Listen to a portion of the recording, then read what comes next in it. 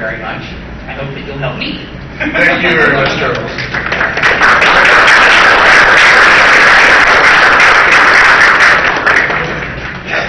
Just one small correction. I haven't been with the group since the beginning, but I have been with the community since the beginning.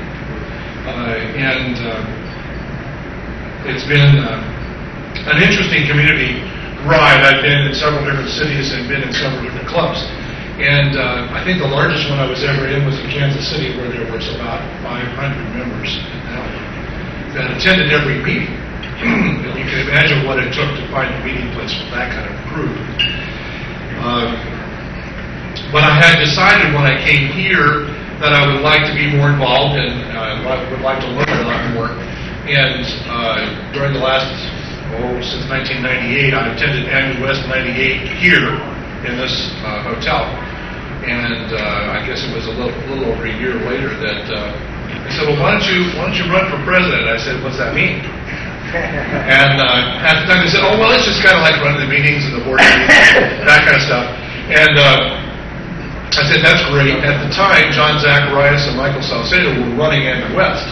It was their brainchild, and they had established it the same year, I think it was the same year, correct me if I'm wrong, Chuck, that our last Amiga store here in Sacramento closed. So the idea was to have at least a once-a-year big old store where everybody could come and see what was the latest thing and buy it. And so that was the original idea behind AmiWest. So I've decided not to follow in Ken Barton's steps. Unfortunately, the reason this is a memorial award is because Mr. Barton's no longer with us. And he, as I understand it, died at a kind of an early age. So I don't want to follow in his steps immediately. And I also, sadly, and some of you know John Zacharias, who is still quite disabled from a very debilitating stroke that he suffered while he was at an Amiga show in St. Louis several years ago. So I tried to quit while I'm ahead. And so the board wouldn't accept my resignation, and they said, well, why don't you just take a leave of absence, which I am doing. And this is kind of a big surprise to me. I really do appreciate it, guys. It really is something I never did expect. And I think it's kind of the fun part when you don't expect it. But I know another thing has happened. We're going to kind of segue in here to the introduction of our guest speaker this evening. Another thing that a lot of us did not expect was for Amiga Incorporated to sell the Amiga OS to somebody else. And I know when I saw that announcement, I thought, here we go again. And I know that they've done that several times in the past 10 years. And so what do we do now? We, meaning those of us who still believe in this and still have a lot invested in it, both financially and personally. And I thought, well, maybe the market price of my 13 Amigas in my personal collection will go up. That hasn't happened, unfortunately. And I'm kind of seeing why with some dinner conversation here, because I think that we have some people who are our allies now who own the Amiga operating system. In your show package, you got a copy of the Amiga Gazette for the show, and it has the profile for Dr. Gary Hare, who is now CEO of, I guess you call it KMOS? KMOS? Okay, whatever you want. And we've been having some interesting discussion up here, and I know he's got some what he thinks will be interesting announcements for us tonight. I think they will be too. So without further delay on my part, I'd like to introduce Dr. Gary Hare, our guest speaker.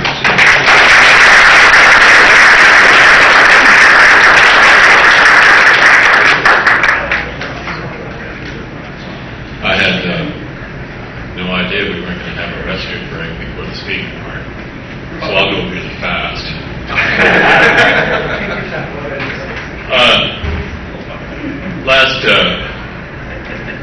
I'd like to clear up this doctor thing, by the way. Last Tuesday morning, my 9-year-old daughter said that she didn't want to go to summer camp because she didn't feel well. And I asked her what was wrong, and she said that she had a sore throat. And I said, well, open your mouth and let me take a look at it. And she said, well, what would you know? And I used my normal, trust me, I'm a doctor. She said, you're not a real doctor. So, if I can't convince my 9-year-old, there's no reason I should convince you. I use the title to make hotel reservations in hopes of a room up for you. Other than that, everybody calls me Gary. I'd like to thank Brian very much and everyone else associated with AmiWest for giving me the opportunity to make a few comments this evening. And I'd like to thank all of you for taking your time to attend, not to mention the $28 of dinner, of course. Maybe the best way to spend the time together is if I make a few remarks. I'll make a couple of announcements that perhaps you'll find interesting. I noticed on the website that they were characterized as special announcements, and I don't know if they're so terribly special. Let's just call them sort of announcements for now. And then toward the end, if any of you have any questions, I'll try to respond or at least waffle my way through them. For about a year, we've been looking at the objectives of both the wired and wireless operators and trying to take a look at what's going to drive the business models behind it. And I think it's safe to say that the near future seems to revolve around internet-connected devices, many, perhaps most of them mobile. The next wave of this internet revolution is dramatically changing what we call the internet today. Mobile and wireless communications, traditional telephony, TV broadcasting, cable and satellite transmissions. They're rapidly all converging over the traditional internet. And increasingly, consumers expect instant access to any content played on any device, transmitted over any network, and stored anywhere in the world. This expectation requires easy access to digital data, to voice and video, and to and from the home, the office, or any mobile location. I was telling Brian up here that Cisco's got a new little product that they're just playing with. It'll be ready for market, I guess, within a year. And it's basically a little wireless server for the home. About the size of a cigar box, it's got a little ear on the top of it. And connected to a cable system, it will simply deliver data to whatever device needs it. TV, PC, handheld device, doesn't make any difference at all. Simply a wireless data server for the home. We think that kind of device is going to drive a bunch of very interesting markets. We see this as the next wave revolution in data access and connectivity. And we think, and we have thought for some time, that it clearly requires a parallel revolution in software and the operating system that enables it. As you all know, almost all current operating systems are designed to compute and manipulate data through a standalone desktop, computer, and web server. As internet connectivity is added, most of these operating systems become increasingly large, slow, and worse, susceptible to virus attacks, and in the case of mine, spontaneous crashes. These bloated operating systems have proven difficult or even impossible to adapt to new and smaller devices, such as smartphones or gaming consoles, PDAs, set-top boxes, to say nothing of the embedded device market. And this results in technical and market fragmentation, as vertical operating systems designed for specific devices are incompatible and mutually inoperable. There's an interesting situation that we have right now. As an aside, I was in Asia not too terribly long ago. And one of the major manufacturers, device manufacturers over there, said, our entire business model hinges on having mobile devices be driven by set-top boxes. And I said, where did you get this idea? And they had hired some consultant from the United States who came over and said, your business model ought to really hinge on mobile devices being connected to set-top boxes. And I went, wow, that's pretty cool. Can anybody do that? Well, sure, yes. And the only problem that you have is hinged on incompatible operating systems that are so large that they don't work at all on the mobile devices, at least the ones that they're using right now in parts of China, let alone the set-top market. So against this backdrop, Camos was formed to provide, I guess, what many would consider a radical solution. A simple device and network-independent multimedia operating system, adapting itself to any device and to any network. This OS not only would control a given device, but enable it to be connected to all other devices or networks, bringing what we see as the full power of the Internet to any device, anywhere, and any time. When I saw this business objective is when I decided that I'd taken the wrong job. And the board was saying, this is what we want you to do. And I was saying, I don't have a clue how to do that. The required operating system, though, has got to be small. It's got to be fast. It's got to be robust. And it must be secure from virus attacks, security breaches, and crashes, of course. It must offer an intuitive user interface and support instant on-off connectivity to the Internet. It must support two-way connectivity. It must enable peer-to-peer communication. And it must be easy to use such multi-user applications as popular gaming.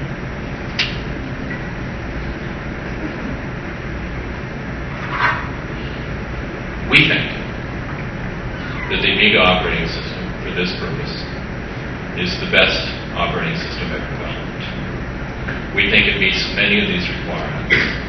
And we think that with continuing development, it can meet most, if not all of them. Perhaps the near-term future, though, from the wireless operator point of view, is best represented by Japan's NTT Go. Next month, Docomo will introduce a phone that makes calls. As an aside, I always thought that was an important answer. Enables email, plays games, accesses over 80,000 enabled websites, takes photographs. That, by the way, as an aside, I thought would fail and I've never understood. I know why the phone companies like it. You can take a really bad photograph and send it to somebody and they charge you about $1. Now, you can do the same thing with a good camera and send it over the internet darn near free. But the phone companies like, gee, if everybody just takes one of these every once in a while and you add up all those bucks, and it looks like a pretty cool business. I, at a meeting, told one of the major phone companies about 3 years ago that this was the dumbest thing I'd ever seen. It would never catch on. And I don't know why they were wasting their time with this market. I noticed the last time they did a strategic meeting, they didn't invite me back. So I've decided not to come out with these strong marketing opinions anymore. It also reads barcodes and, of course, downloads and plays music. Now, all those things taken together are available from two different providers right now. But this contains a chip from Sony that enables users to pay for groceries. It serves as personal identification. It operates appliances. It buys movie and transit tickets. It can even open your car door and unlock your home. Basically, what Docomo did, and I think this is illegal, by the way, in the United States, but in Japan, they called together their marketing team, men and women. And they asked all of them around a conference table, probably much bigger than the ones you're sitting at, to dump the contents of their purses and pockets and wallets on the table. And then they said, what do people carry around and what does it do? And how much of that stuff could we put on a phone? And the answer was, almost all of it. When they came over and visited me, they thought it was pretty weird that we buy these little devices to put on our car dashboard so you can drive across the Golden Gate Bridge and they charge you your $5 rather than just taking it from you. And they said, why isn't that in your phone? I said, no. They said, well, that's a very easy application. They also have situations now in the transit situations in Tokyo and soon in Korea with a little touchpad where you just walk through the turnstile, touch your phone to the pad, and whatever train you're taking is automatically billed to your phone bill. I think the phone companies in the U.S. would love it if everything we did was automatically billed to them. I'm not sure it would be a great idea from my point of view. But you can see where they're thinking about going with some of these devices. There are some security problems because hackers, being what hackers are, have already figured out a way to walk by people and steal their financial data from the phone while it's in their pocket. So they're working on this. They've decided if you haven't touched something, then it's probably okay, but if it's remote, then you can't do it. Whenever you go to any of the technical sites with Docomo, it's sort of like going to Finland a couple of years ago, where people keep asking you if you want a Coke. And you go, I don't drink Coke. You want one of those orange things? No, I don't drink those orange things. And they go, well, come on, have like a lemon lime. Because then you go, okay, I'll have a lemon lime. Because they thought it was so cool that you could buy a soft drink with your cell phone. Well, imagine that caught on in China with about 100 billion people that buy a Coke every once in a while with your phone. Being billed through the phone company once again. That's an interesting aspect of where they see these mobile devices going and what enables them. But Sony's particularly interested in using this type of phone for digital rights management. Your TV, through your phone, would know which programs you'd pay for. So if, for example, you wanted to watch a channel, let's say that you subscribe to HBO but not to Showtime, and something was on Showtime you wanted to see. If you wanted to watch a program on Showtime, you simply program the code into your phone, it would be approved, and whatever the price was, a couple bucks, would be billed through the phone. Sony sees this as the future of all content digital rights management. I don't know that they're correct with that, but it's an interesting aspect of how to be able to let people control their lives remotely. All of your credit cards, your loyalty cards, your money, your keys, all the stuff that people carry around would be built into the phone. And by mid-2005, the phone can be wrapped in solar film from a company called Konarka, recharging itself from any light source.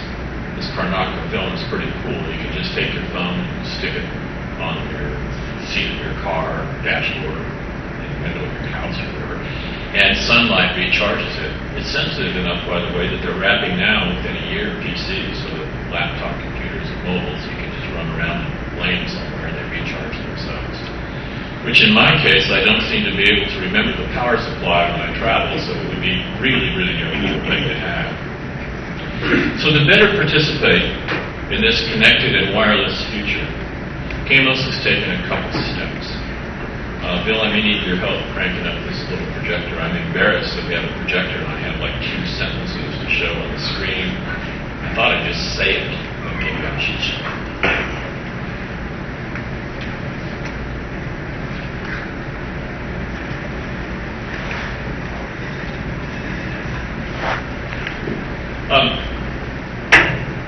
Is this being webcast?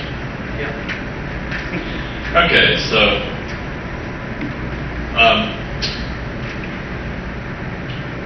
this is in advance of any of the press releases that will sort of describe in more detail the announcements that I'm about to make.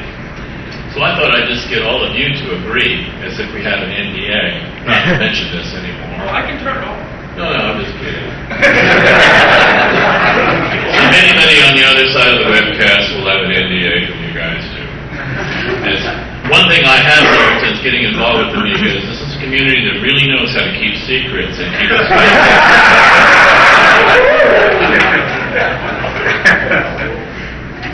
Let me make the first announcement.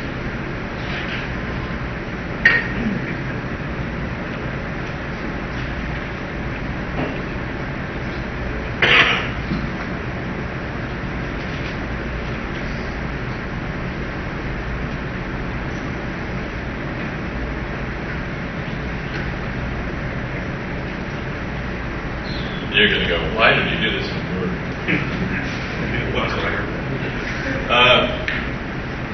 This should be up higher on the screen, and it can be.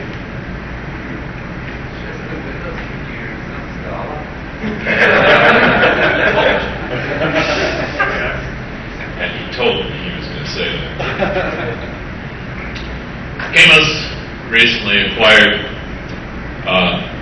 Capacity Networks Incorporated. This Helsinki-based company has a couple of interesting product families. The first deals with data storage. Software from Capacity automatically and securely stores and retrieves files from any device on any given network. For example, in my house, and this is not a complete inventory, I don't think, I have a digital video recorder. I think it's got 160 hard drive in it, a desktop PC, 3 laptops that work, a couple PDAs, I'm not entirely sure how many mobile phones, and some other stuff.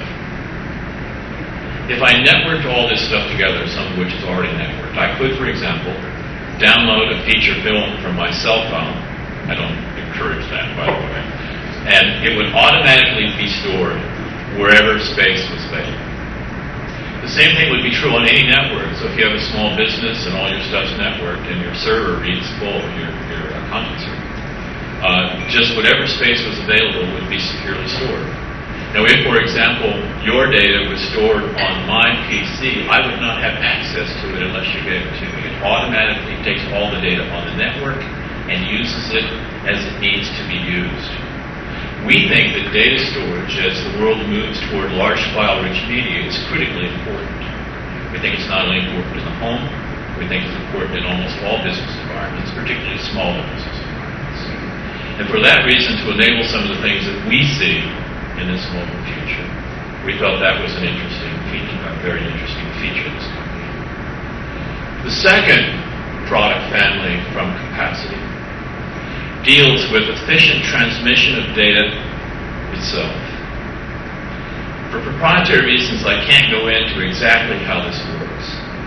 But in essence, what it does is it reads your historical use of data, it projects your transmission, and automatically and instantly figures the most efficient route for the transmission of the file by size across the internet, or for that matter, across any network. In some tests, the efficiencies run as high as 15%. So when you look at a situation where you can get 15% greater transmission because of a simple piece of software being loaded into a PC of the server, it becomes important as you start to look at trying to enable, once again, large file, rich media stuff. The only other group I've mentioned this to, by the way, today is a company down in Los Angeles that sees their future in being able to take all of their feature films and put them on content servers and deliver them to consumers on demand. So they found this extraordinary. They would be able to save this kind of transmission time to move these large files from point A to point B. So we're interested, you can see, not just on the OS side of the world. We're interested in enabling certain other parts of the world as well. And our second announcement tonight.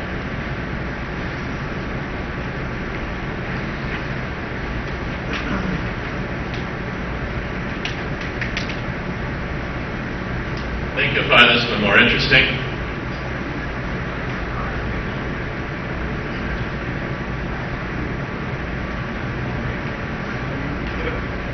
We've acquired Amiga Incorporated.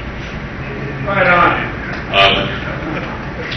We finished this acquisition in the last few days, and some people would ask, why would you do something like that? You already bought the OS. And we've got actually several reasons for it. The first reason is that as somebody that's supposed to be running a company, I think that a big part of my responsibility is in building a brand. In fact, one of the few papers I've ever written in the last 5 years was why the CEO is supposed to be responsible for brand building. And I take that quite seriously. And you can't very well build a brand if you don't have any control over it. The second is that I have said, and I don't say much, as most of you know, and I don't intend to start saying much from now on either, unless there's free dinners involved. I have said on numerous occasions that I think one of the most attractive things about Amiga is, while it's semi-dormant, an extraordinarily talented, creative, and capable developer community, which needs to be rekindled, and we will spend our time and our money doing so. And perhaps the best way to do that in the short run is to focus on Amiga's DE technology and line products. We will be announcing extensions to DE soon, some of which I think you'll find surprising. And we would like to move DE into the mobile market immediately, and are doing so with existing content. And we have already started to support the developer community by doing something that hasn't been done to them in a long time, paying them to make applications.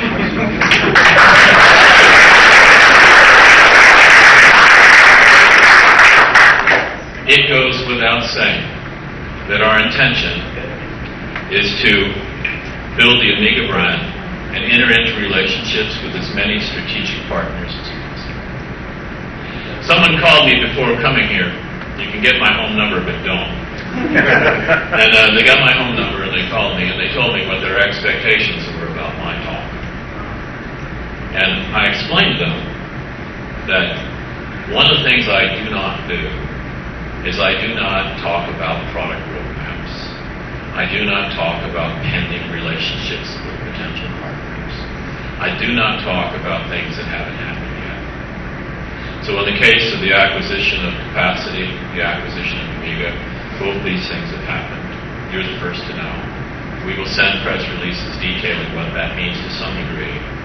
But I just hope that you understand that you can talk to 10 large companies and never come to a deal with any of them. You can talk to one briefly and have an interested strategic relationship. In every case, with every company that I've ever talked with about anything over the last decade or decade and a half, I have confidentiality agreements. I won't violate them.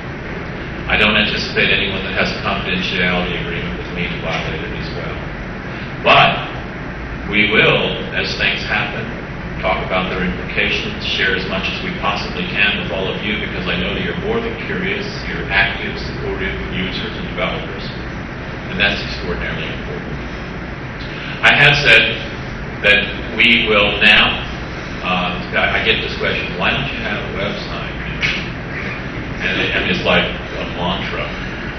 Well, we don't have a Kamos website for a very simple reason. We didn't need one, and we certainly didn't want one, and we wanted to make acquisitions as quietly as we possibly could, and we're not through yet. However, we now want all the Amiga websites. Those will be rekindled with some people from Amiga, some people from other companies in the end. And the developer support website will look and behave differently than it ever has in the past. I am associated with the firm. I'm on the board. I think the best developer support market intelligence company in the United States. We have contracted with them to build a website that's useful to the world's developers that want to associate either on the DB side or in the longer term on the operating system website. I'm happy now to answer any questions. You know everything I know, so anybody have any? For you right now. What about NASA? Have you ever gotten to hold them where you can give them first choice at it? I'm sorry? NASA. Haven't talked to them. No. You could. They're anxious to get one of your systems up and running. No. We're upstairs. I'll pass that along to one of our market development guys. And but I'm talking to mobile guys right now. Well, that's what they want. Mobile. Talk to me after this thing's over. That as long as they promise. I mean, you talk about companies having problems with crashes. That's always concerning me. No. The Amiga systems were always in their Just kidding. Yeah, one of the things that's plagued Amiga ever since the very beginning is advertising. You know, Commodore, everybody has never really advertised to the general public and let the general public know that it exists and what it can do. So I think that's one of the things that we'll be all looking for. Well, I think there's a difference between advertising and product marketing. I mean, advertising is a piece of that. But when you talk about product marketing and brand building, I think that's certainly the case. And so we'll be doing some things, obviously, as products start to come out, to try and support that from a branding point of view and from a product marketing point of view.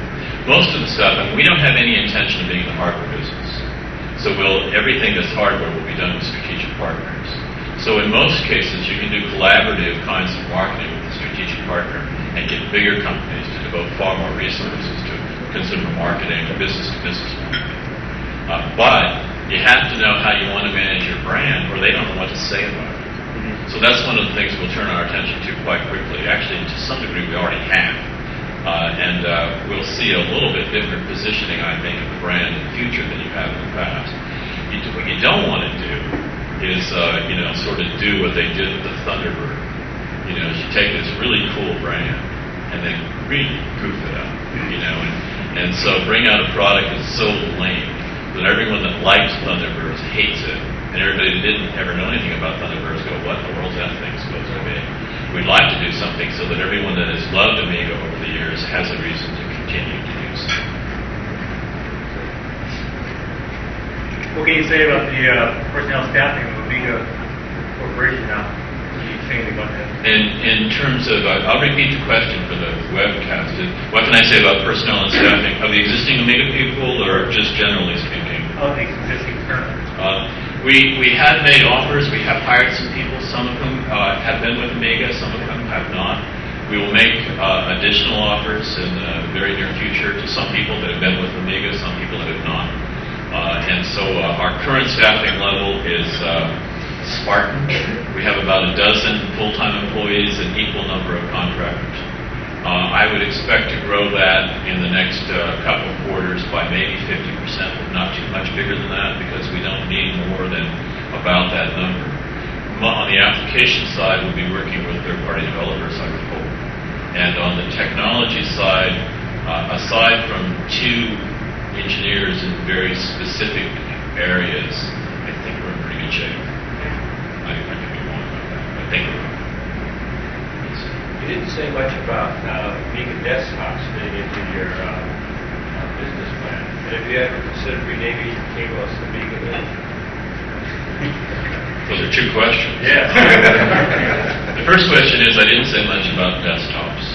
And the desktop, I mean, if the OS is done properly, and it certainly has with OS 4, with Hyperion and the Freak Brothers have been doing.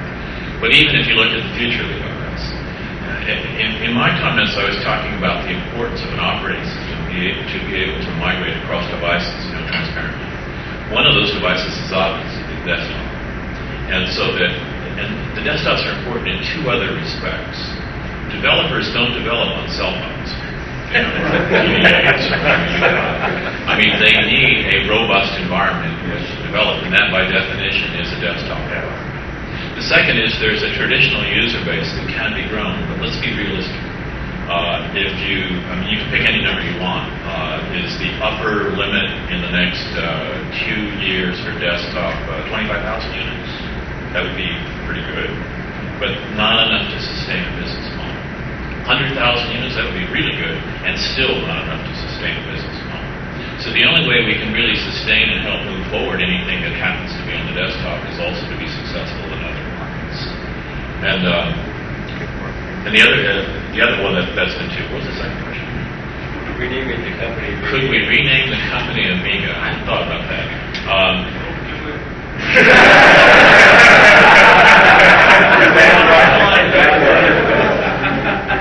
I noticed as soon as you mentioned that, my computer automatically went. Scared the living daylights out of those people.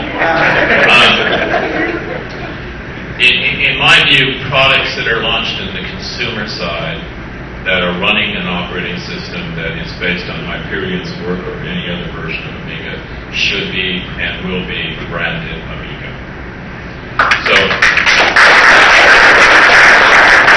we would be extraordinarily hesitant to release stuff into the desktop, or what I'd really like to see is a laptop device that is branded Amiga. But we'd be very hesitant to go out and champion taking Hyperion's work on OS 4 and putting it into, a Mac. Not that they want it, but, whatever. And so if it wasn't branded Amiga for the moment, I would be hard-pressed to be convinced that that's something that we should do. The wisdom of renaming the company Amiga Incorporated is something that would have to be really directed by the board. There are probably some very practical reasons right now that we will keep Kamos as Kamos Inc., with Amiga being a wholly owned subsidiary and capacity being a wholly owned subsidiary.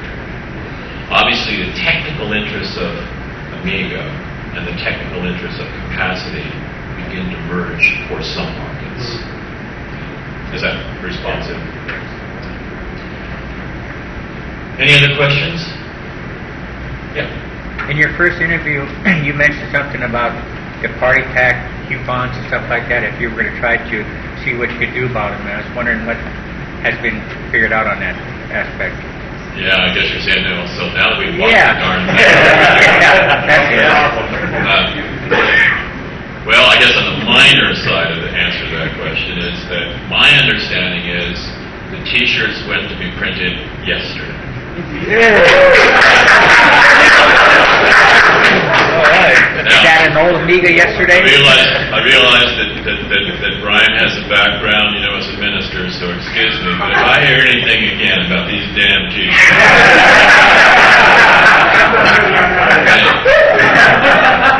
and if I ever try to sell any of you a T-shirt, just hit me. I give you one for free, take it. If I try and sell you one, just hit me. On the coupons, that never should, in my view, that shouldn't have happened. It was not, I don't know what it was.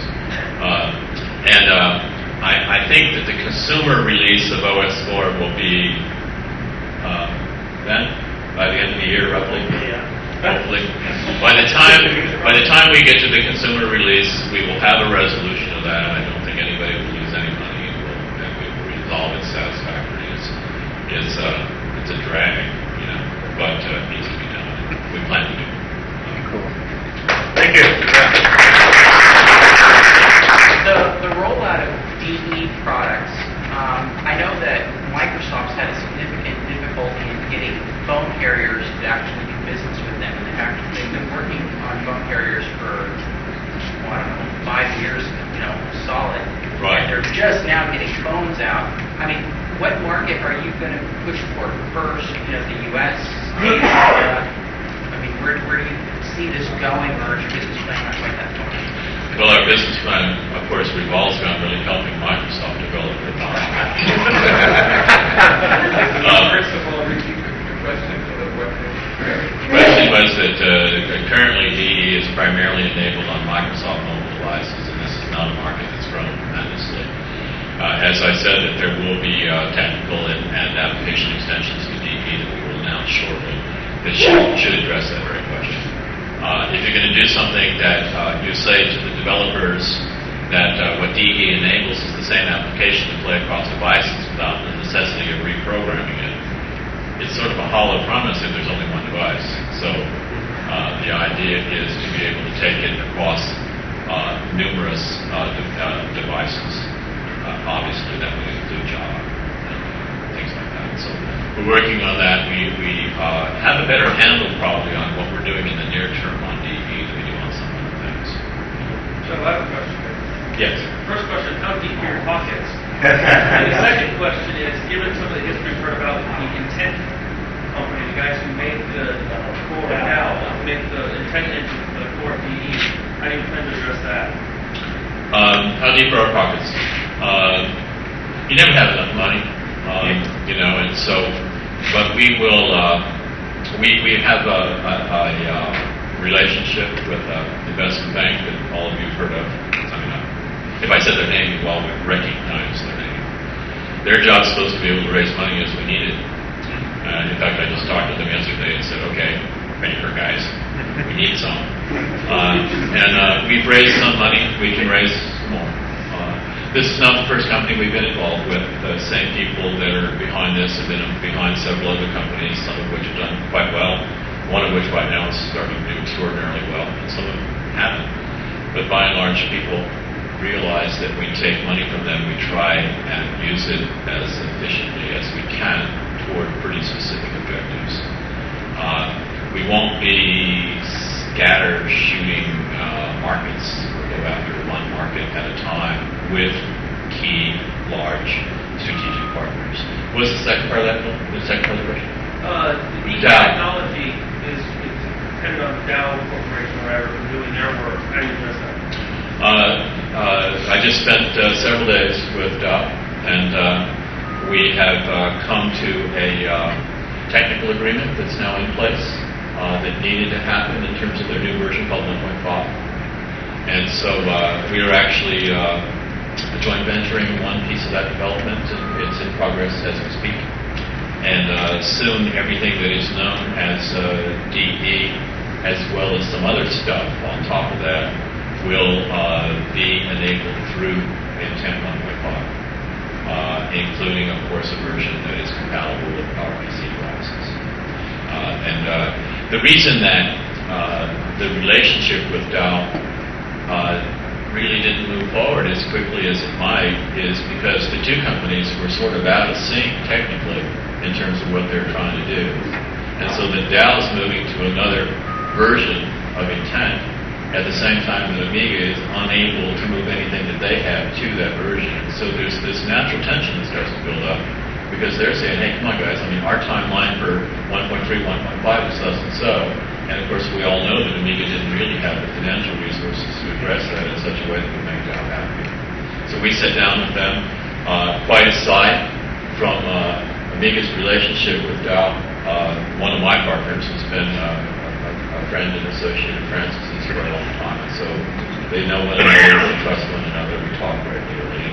I think it's the kind of relationship that will be smooth and very valuable to both parties. Great. Well, thank you very much. I'm delighted that I could spend some time with you this evening, and I was a little concerned because I've never been to an Amiga event before, but I noticed that we have not only a security officer at the door, but they don't even let you guys have any alcohol, so I figured I was probably fairly safe. And I just want to apologize to all of you that are disappointed that I was unable to bring any of my lawyers with me tonight. Thanks a lot.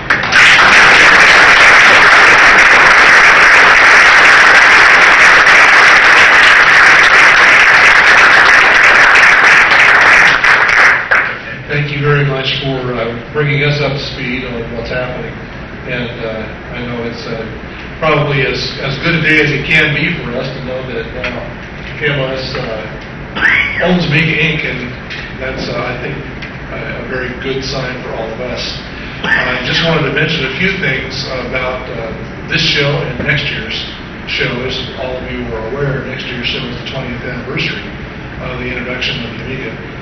And so we're going to be trying to do something, hopefully a little more polished than this next year. So I wanted to encourage all of you who are curious about whether AmiWest is, everybody always asks, are you going to have a show next year?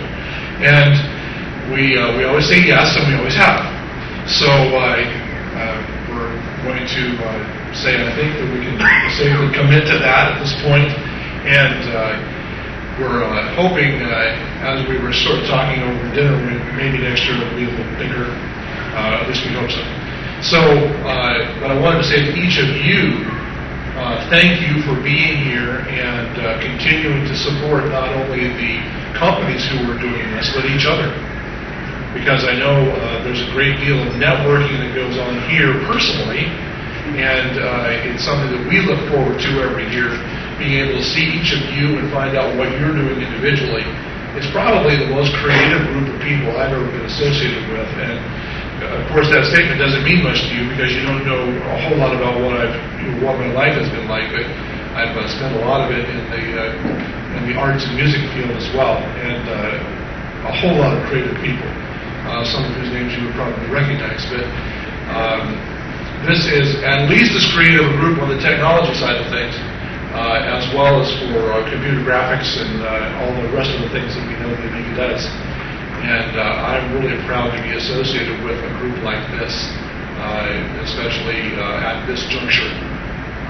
And so I want to thank each of you personally for being here and for continuing to support the AmiWest show. And hopefully we will all see you next year as well. Of course, there is tomorrow. Yes. So don't forget to come tomorrow. And we will be here for that. The raffles will continue. We'll have things for sale, and we'll have lots of good conversation as well. Thanks very much for coming, and we hope to see you all next year at the 20th anniversary, which will be AmiWest 8 for us.